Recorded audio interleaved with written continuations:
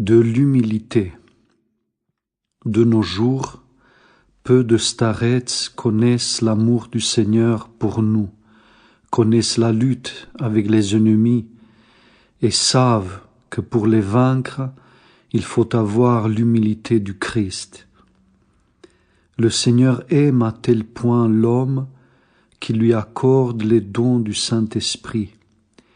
Mais jusqu'à ce que l'âme ait appris à garder la grâce, elle passe par de nombreux tourments. C'est un grand bien que d'apprendre l'humilité du Christ. Elle rend la vie facile et heureuse, et tout devient doux pour le cœur. Ce n'est qu'aux humbles que le Seigneur se révèle par le Saint-Esprit. Mais si nous ne nous humilions pas, nous ne verrons pas Dieu. L'humilité est la lumière dans laquelle nous pouvons voir la lumière, Dieu, comme le chante l'Église. Dans ta lumière, nous verrons la lumière. Le Seigneur m'a enseigné à tenir mon esprit en enfer et à ne pas désespérer.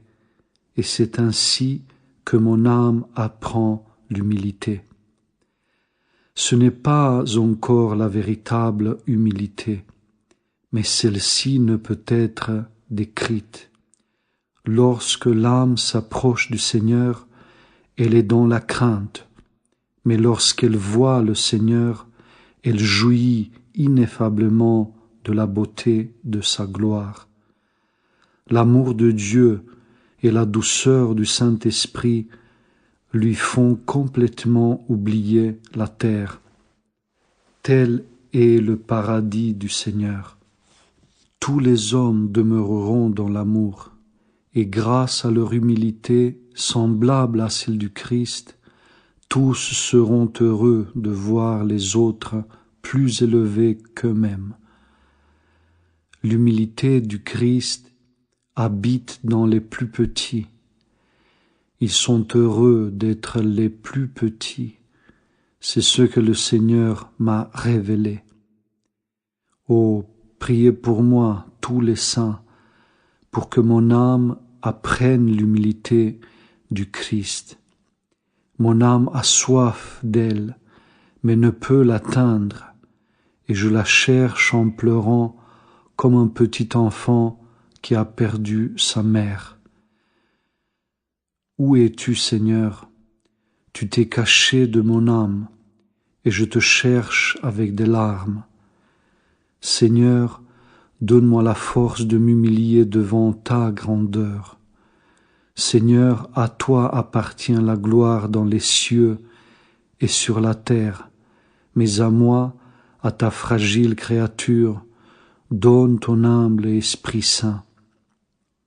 J'implore ta bonté, Seigneur, jette un regard sur moi du haut de ta gloire, et donne-moi la force de te louer jour et nuit, car mon âme t'a aimé par le Saint-Esprit. Je languis après toi, et je te cherche avec des larmes. Seigneur, donne-nous le Saint-Esprit. Par lui nous te glorifierons jour et nuit, car si notre chair est faible, ton esprit est vivant, et il donne à l'âme la force de te servir avec empressement.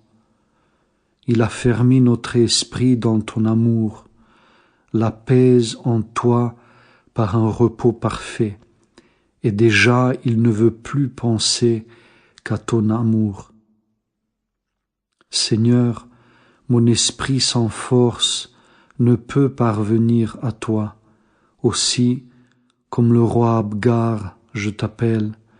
Viens et guéris-moi des blessures de mes pensées mauvaises, et je te louerai jour et nuit.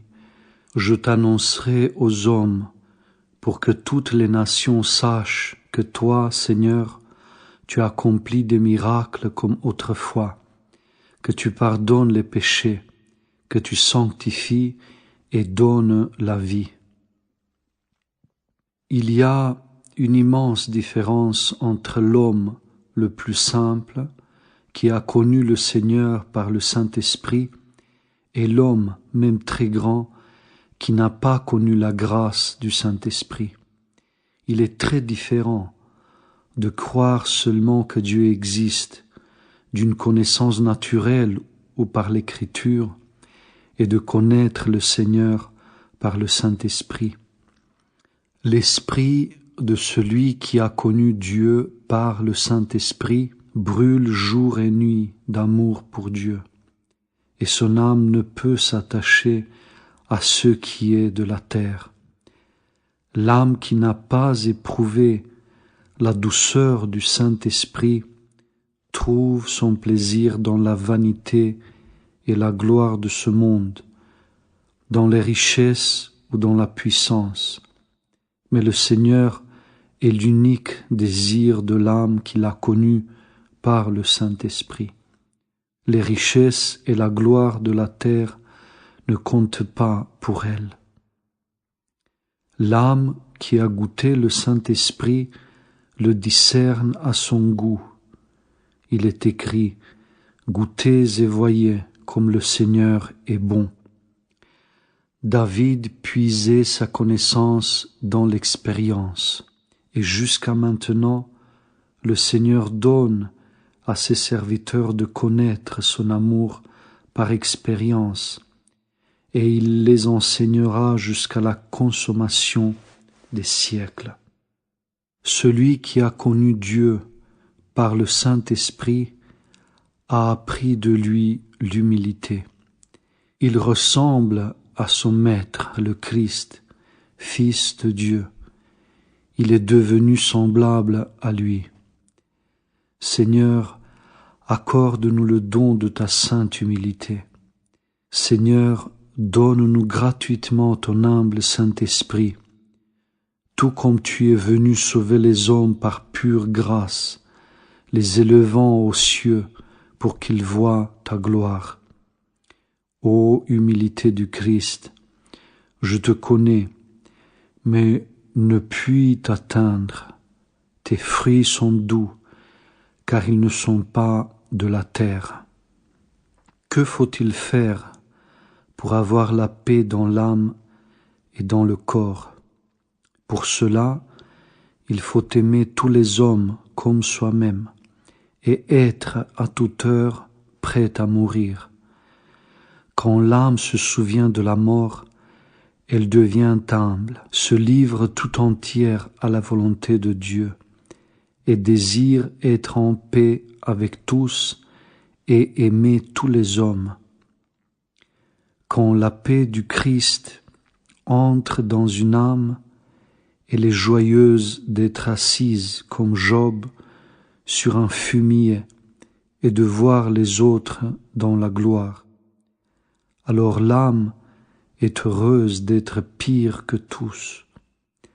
Le mystère de cette humilité du Christ est grand, et il n'est pas possible de le faire comprendre aux autres.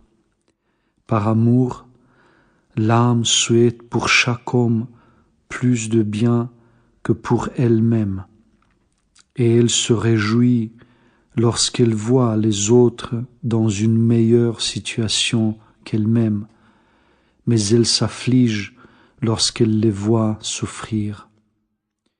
Ô, priez pour moi, tous les saints et tous les peuples, que la sainte humilité du Christ descende sur moi. Seigneur, corrige-nous comme une mère très tendre corrige ses petits enfants. Donne à chaque âme de connaître la joie de ta venue et la force de ton secours. Accorde la fraîcheur aux âmes souffrantes de ton peuple et apprends-nous à te connaître par le Saint-Esprit. L'homme se tourmente sur terre, Seigneur, et ne peut fixer en toi son esprit parce qu'il ne te connaît pas, ni toi, ni ta bonté. notre esprit est obscurci par les soucis du monde, et nous ne pouvons saisir la plénitude de ton amour. Éclaire-nous. À ta miséricorde tout est possible. Tu as dit dans le Saint Évangile que les morts entendront la voix du Fils de Dieu et qu'ils ressusciteront. Fais maintenant que nos âmes mortes entendent ta voix et revivent dans la joie. Seigneur, dis au monde, vos péchés vous ont pardonnés à tous, et ils seront pardonnés. Sanctifie-nous, Seigneur, et tous seront sanctifiés par l'Esprit Saint. Tous les peuples de la terre te glorifieront, et ta volonté sera faite sur la terre comme au ciel, car toute puissance t'a été donnée. L'orgueilleux craint les reproches, mais l'humble nullement. Celui qui a atteint l'humilité du Christ désire constamment se faire des reproches à lui-même. Il accepte avec joie les injures, mais s'afflige lorsqu'on le loue. Mais ce n'est encore que le début de l'humilité. Lorsque l'âme connaît par le Saint-Esprit combien le Seigneur est humble et doux, elle se considère elle-même comme la pire de toutes. Elle est heureuse de voir les hommes dans le Saint-Esprit rayonnants et semblables au Christ. Mon âme languit après toi, Seigneur. Tu m'as caché ton visage et je suis dans le trouble. Et de nouveau mon âme désire en mourir te voir, car tu l'as attiré. Si tu ne m'avais pas attiré par ta grâce, je ne pourrais pas ainsi languir après toi, ni te chercher tout en larmes. Celui qui n'a pas connu et qui n'a pas perdu, comment chercherait-il et que chercherait-il? Vivant dans le monde, je pensais à toi, mais pas continuellement. Maintenant, mon esprit brûle jusqu'aux larmes du désir de te voir, ô toi, ma lumière. Tu m'as instruit par ta miséricorde. Tu t'es caché de moi pour que mon âme apprenne l'humilité, car sans humilité, on ne peut pas garder la grâce, et un lourd abattement s'empare de l'âme. Mais lorsque l'âme est devenue humble, alors ni abattement, ni tristesse ne s'approchent d'elle, car l'Esprit divin la remplit de joie et d'allégresse. J'ai pitié de ces hommes malheureux qui ne connaissent pas Dieu. Ils sont fiers parce qu'ils sont arrivés à voler. En cela, il n'y a rien d'étonnant. Les oiseaux aussi volent et ils glorifient Dieu. Mais l'homme, créature de Dieu, abandonne son Créateur. Et toi, songe un peu comment tu te tiendras devant Dieu au jugement dernier. Où pourras-tu fuir pour te cacher loin de la face de Dieu? Je prie instamment Dieu pour vous, afin que vous soyez tous sauvés, que vous soyez éternellement dans la joie avec les anges et les saints. Je vous en supplie, repentez-vous et humiliez-vous, réjouissez le Seigneur qui vous attend avec désir et tendresse. À l'âme qu'il aime, le Seigneur inspire de la compassion pour les hommes, afin qu'elle prie ardemment pour eux. Mon âme aussi est douloureuse, et je prie beaucoup pour vous. Gloire au Seigneur et à sa miséricorde, de ce qu'il se révèle à nous, ses serviteurs pécheurs, par le Saint-Esprit. L'âme le connaît mieux que son propre Père, parce que nous voyons notre Père en dehors de nous, alors que le Saint-Esprit pénètre l'âme, l'intelligence et le corps. Il y a bien de degrés d'humilité. L'un est obéissant et se fait de reproches à lui-même en toutes choses. Cela, c'est de l'humilité. Un autre se repent de ses péchés et se considère comme un misérable devant Dieu. Cela, c'est aussi de l'humilité. Mais autre est l'humilité de celui qui a connu le Seigneur par le Saint-Esprit. Sa connaissance et ses goûts sont différents. Lorsque dans le Saint-Esprit, l'âme voit combien le Seigneur est doux et humble, elle s'humilie elle-même jusqu'au bout. Cette humilité est tout à fait particulière et personne ne peut la décrire. Si les hommes pouvaient savoir par le Saint-Esprit quel Seigneur nous avons, ils changeraient entièrement. Les riches mépriseraient leur richesse, les savants leur science, les gouvernements leur pouvoir et leur prestige.